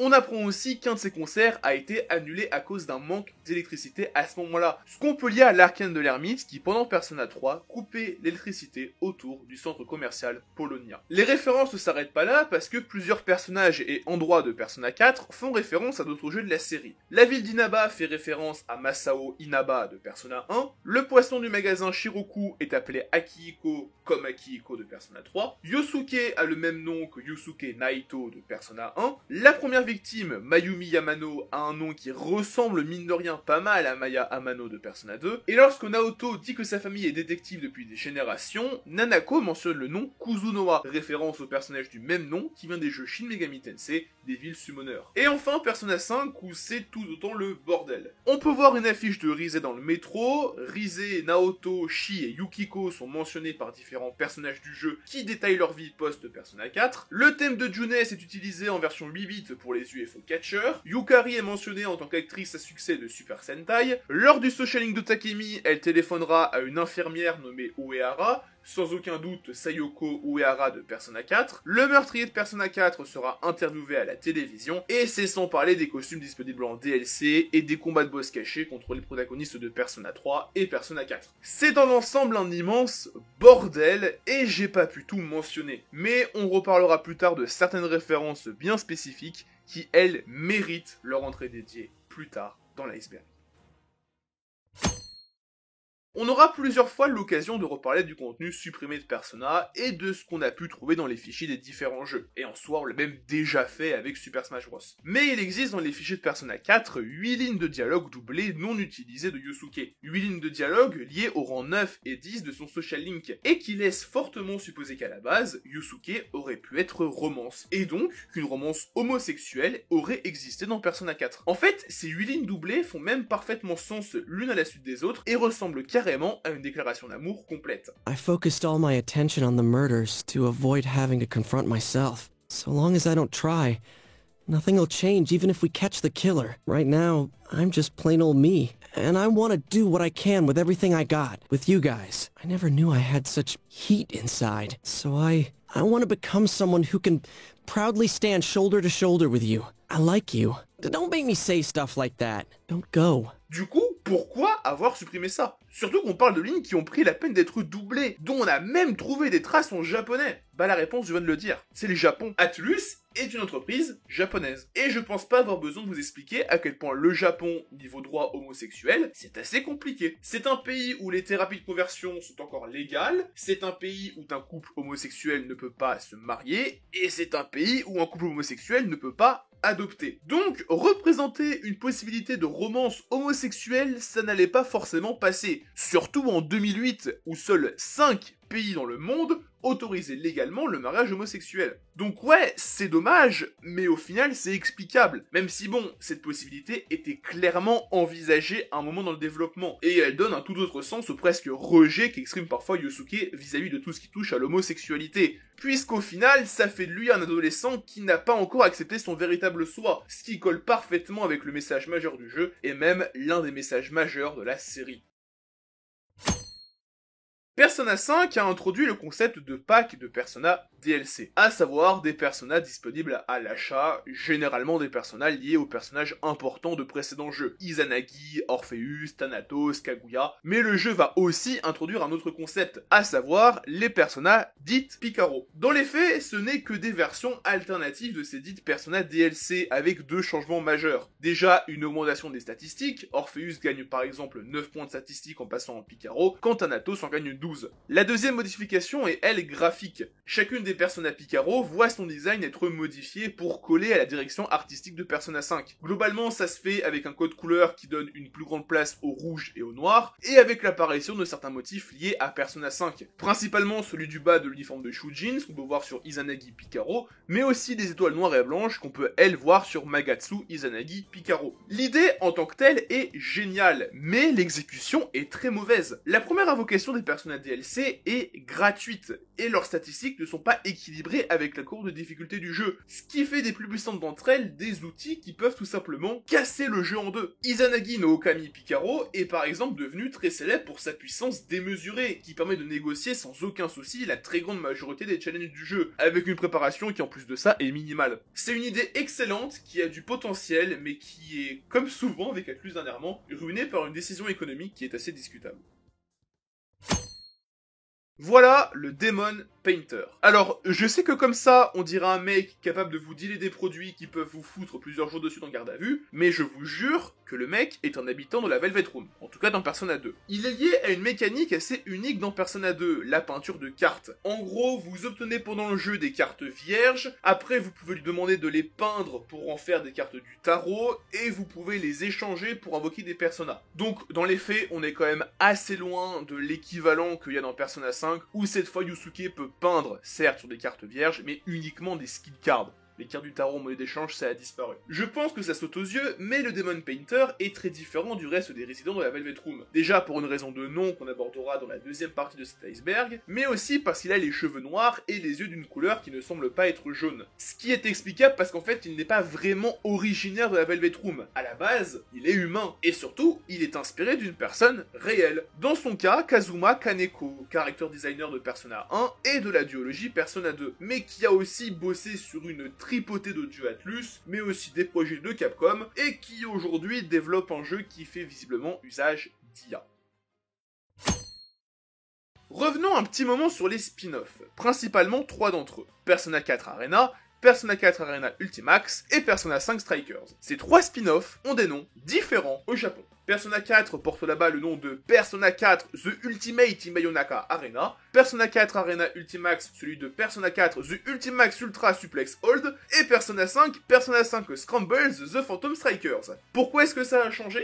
On sait pas vraiment. Et on ne saura sans doute jamais, même si c'est quelque chose qui est mine de rien assez courant. Même pour les titres compréhensibles par les anglophones. Après, je me sonde sur ces 3 spin-offs, mais c'est quelque chose que la série a connu ailleurs. Persona 1 avait été renommé Revelations Persona en supprimant le Megami Ibunroku. Quand pour Persona 4 Golden et Persona 5 Royal, il s'appelle au Japon Persona 4 The Golden et Persona 5 The Royal. C'est sans doute histoire de rendre le jeu en question plus vendeur et de le rendre plus reconnaissable. Persona 4 Arena Ultimax, ça sonne mieux que The Ultimate Ultra Suplex Hold. Même si bon, je rappelle aussi qu'au départ, le titre des jeux était rallongé de base en occident, puisque Shin Megami Tensei était ajouté quand il n'était pas sur les versions japonaises, ce qui fout juste encore plus ce bordel en fait. Voilà ce qu'on peut appeler la Morgana Car, la forme de voiture que peut prendre Morgana et qui sert des explorations du Memento. Cependant, malgré son air de véhicule lambda, il y a énormément à dire dessus. Déjà, est-ce que vous voyez la jolie apparence de van qu'a la Morgana Car? Bah à la base, ça devait être une voiture de sport. On a trouvé plusieurs concept art de Persona 5 qui montrent des personnages qui conduisent une voiture de sport. Idée qui semblait d'ailleurs assez bien implantée dans la tête des développeurs, parce qu'on l'a retrouvée pas mal de fois. Cependant, Shigenori Soejima, character designer depuis Persona 3 et impliqué dans la série depuis le départ, trouvait qu'une voiture de sport ne pouvait contenir que 4 personnes, et que passer le regroupement du 5ème voleur fantôme humain, ça aurait été trop compliqué. L'idée de mettre le reste des voleurs fantômes humains à moto a été une possibilité fut un temps, mais elle a été très vite abandonnée pour passer sur un van qui est beaucoup plus spacieux. D'ailleurs, petit aparté, mais le 5ème voleur fantôme humain, c'est Makoto, donc elle aurait été la première à conduire une moto. Donc est-ce que son imagerie et sa persona liée à la moto ne deviendraient justement pas de là? Peut-être, mais je divague. La Morgana Car est donc au final un van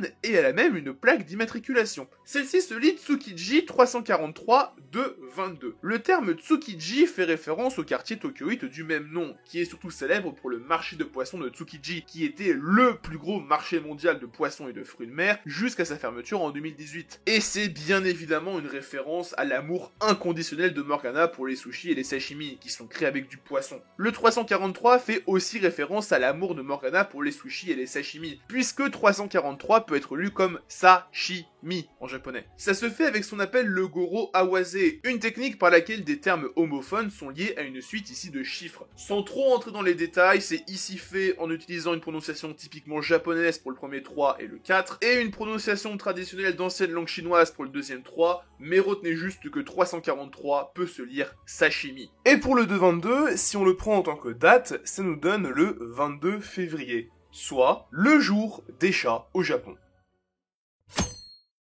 L'arrivée de Joker dans Super Smash Bros Ultimate a engendré un buzz mine de rien assez considérable, surtout à l'échelle de la licence. Et un buzz pareil, ça engendre des réactions et des articles, notamment un du média Kotaku qui s'est offusqué de la présence des termes Retarded I Can Say It dans la musique Wake Up, Get Up, Get Out There. Ce qu'on pourrait globalement traduire par attardé, je peux le dire. La publication de l'article a immédiatement engendré un bad buzz, ce qui va même amener l'auteur de l'article, Lara Kate Dale, à désactiver son compte Twitter le temps de la polémique. Bien évidemment, rien n'est vérifié et on peut trouver pas mal de justifications. Par exemple, Lynn, la chanteuse de l'OST de Persona 5, qui est japonaise et qui se retrouve à chanter en anglais, avec donc un certain accent, ou tout simplement une hallucination auditive, comme ce qu'on peut retrouver dans plein de musiques, parce que dans les faits, Lynn ne dit pas « Retarded I Can Say It ». Avec le recul qu'on peut avoir aujourd'hui, on est sur un cas assez similaire à Burn My Bread, avec des conséquences parties bien plus vite, dans le mauvais sens. Pour ce qui est du drama Kotaku, tout a disparu depuis, ne laissant que des posts sur un forum et des articles analysant la réaction de Kotaku,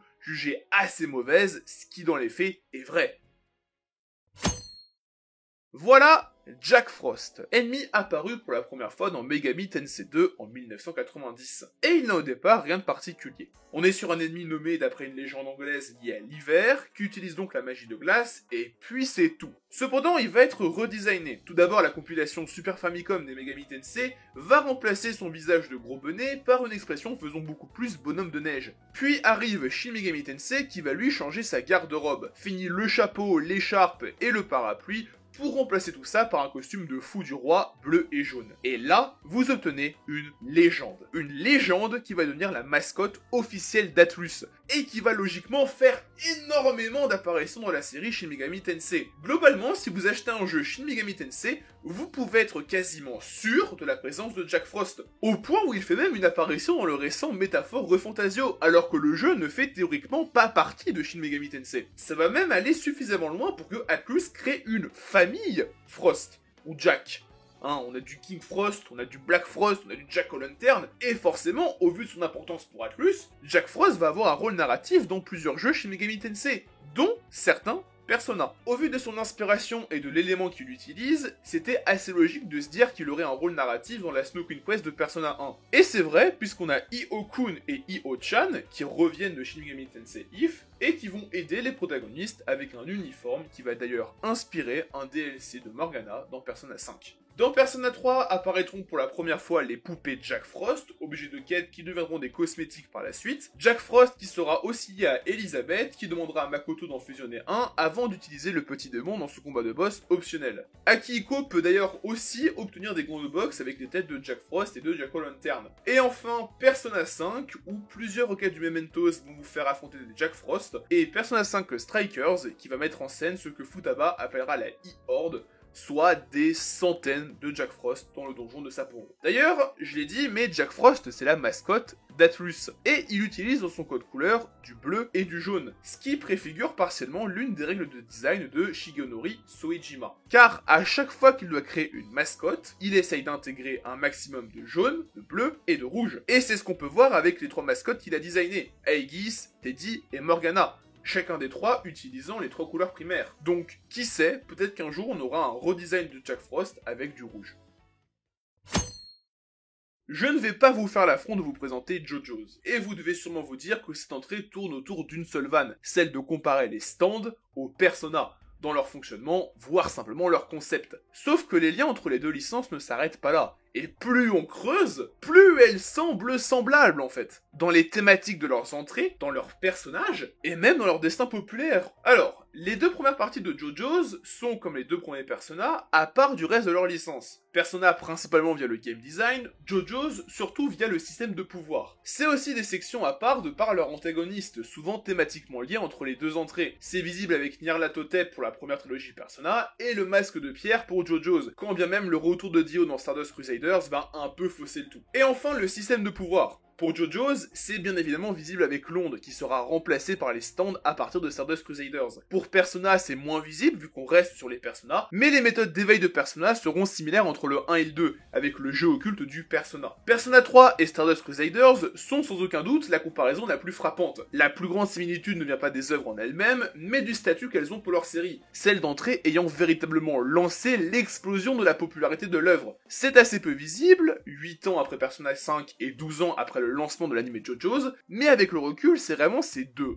3 qui ont lancé l'ascension des 2 licences. Après, dans les œuvres en elles-mêmes, on pourrait parler de la place importante qu'a le temps, via la Dark Hour de Persona 3, et aussi via le délai de 50 jours de Stardust Crusaders pour sauver la mère de Jotaro, ou simplement de l'importance qu'ont les cartes du tarot dans les 2 entrées. Contrairement aux parties suivantes, Stardust Crusaders nomme ses stands via des cartes de tarot, plutôt que via des morceaux ou des groupes de musique. Et Persona 3 fait encore augmenter l'importance des cartes dans la licence avec l'introduction des Social Link. Et on pourrait aussi parler de plusieurs détails assez chelous, comme la présence d'une fondation finançant les 2 groupes des protagonistes, celle d'un chien dans les 2 entrées, que le temps est énormément associé aux antagonistes dans les 2 entrées, et que là où dans Persona 3, les personnages sont invoqués avec un pistolet, la première apparition d'un stand dans Stardust Crusaders se fait avec un pistolet. Outre la blague sur les stands et les personnages, la comparaison entre Persona 4 et Diamond is Unbreakable est sûrement le cas le plus connu. Les 2 entrées nous racontent l'histoire d'un groupe d'adolescents habitant dans une petite ville paumée de la campagne japonaise, où ils vont chercher à élucider différents mystères, avec en tête d'affiche un serial killer à identifier et à neutraliser.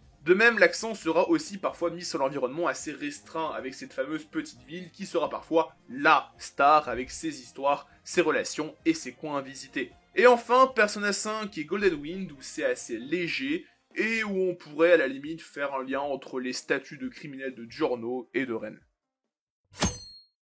Avant de devenir le succès planétaire que la licence est aujourd'hui, Persona a ramé. Mais ramé sévère. Résultat, les 2 premiers Persona ont eu des premières sorties en Occident assez étranges. Et quand je dis Occident, je parle uniquement des USA. Le premier Persona sort donc aux USA à la mi-décembre 1996, sous le titre de Revelations Persona. Mais c'est pas fini. Une bonne partie du casting a été redesigné. Alors, je le précise maintenant, mais le teint de la peau de la majorité du casting a été éclairci, pour leur donner une teinte de peau plus blanche et américaine. Naoya voit ainsi ses yeux devenir bleus, ses cheveux devenir bruns et plus disciplinés, et puis, vous vous rappelez du seul nom officiel qu'on a pour lui, le fameux Boy with Sunny Wing, soit garçon à la boucle d'oreille? Bah ils lui ont enlevé la boucle d'oreille! Maki est renommée Marie et a des cheveux bruns plutôt que noirs. Kei est désormais blond et renommé, son surnom Nate devient son prénom quand son nom de famille passe de Nanjo à Trinity. Hidehiko ne change globalement pas physiquement mais est renommé Brad, parce que pourquoi pas.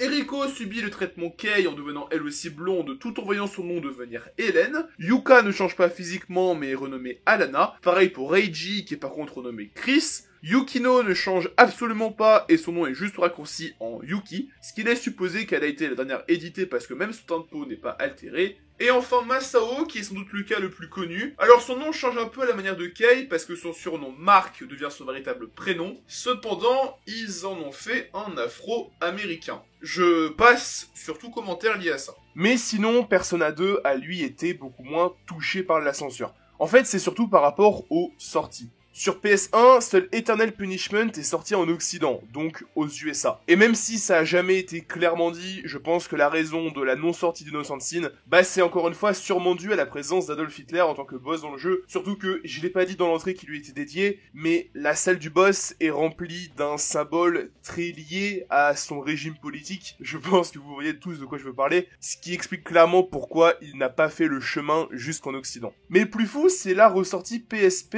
parce que en fait, là, c'est l'inverse. C'est Eternal Punishment qui n'est pas sorti en Occident sur PSP. Donc t'as la moitié de Persona 2 qui était disponible sur PS1, et l'autre moitié qui était disponible sur PSP. Et c'est la deuxième moitié qui est sortie en premier. Ça montre juste à quel point, au départ, Persona était géré en Occident avec des moyens extrêmement limités qui flirtaient parfois avec l'amateurisme. Je pense honnêtement que le titre de cette entrée a dû vous faire à minima sourire, surtout si vous êtes anglophone. C'est vrai que passer après une comparaison avec JoJo's Bizarre Adventure et la sortie des deux premiers Persona en Occident, c'est vrai qu'une entrée qui s'appelle Chienne et prostituée, ça peut faire à minima sourire. Mais je vous assure, on va vraiment terminer cette partie en iceberg sur ça. Sur ce même de la série Persona, après tout il en fallait bien un dernier, qui vient d'un média très particulier puisqu'il s'agit d'un hentai Persona 4 qui s'appelle Sperma 4. Alors rassurez-vous, je ne vais rien montrer parce que je tiens à l'existence de cette vidéo de ma chaîne YouTube, même si en vrai je vais mentir, je vais vous montrer une seule case, celle-ci, celle où le personnage d'Adachi dit le terme du coup Bitch and War. Ce qui va devenir un mème. D'un côté, le terme Bitch and War va être très vite associé à Adachi, ce qui va encore plus appuyer pour la communauté son aspect misogyne qui est déjà très mis en avant dans Persona 4. Et puis, la composition de la case du fond noir à l'expression du visage qui va donner lieu à pas mal de dérivés, comme celui-ci de My Little Pony que je trouve très glauque et très drôle. On va s'arrêter là pour aujourd'hui. On a exploré 2/3 de cet iceberg et il reste encore énormément de sujets et d'histoires à aborder. Merci à vous d'avoir suivi cette partie 1 et j'espère vous retrouver très vite pour les 2e et 3e parties de cet iceberg. Pour ce qui est de leur date de sortie ou même d'informations sur mes sorties de vidéos, je vous invite à regarder l'onglet communauté de la chaîne, à me suivre sur Twitter où je communique beaucoup, mais aussi à vous abonner pour être notifié dès que la vidéo sortira. Je remercie beaucoup Minado qui m'a aidé sur le montage de cette vidéo, notamment les transitions, ainsi que Takato qui m'a gentiment laissé reprendre son dossier de manga news sur les animés et les mangas de Persona. En tout cas, c'était Amano. Très bonne fête de fin d'année à tous, on se retrouve très vite, en tout cas je l'espère, pour la suite et pas encore fin de cet iceberg. Et sur ce, à la prochaine.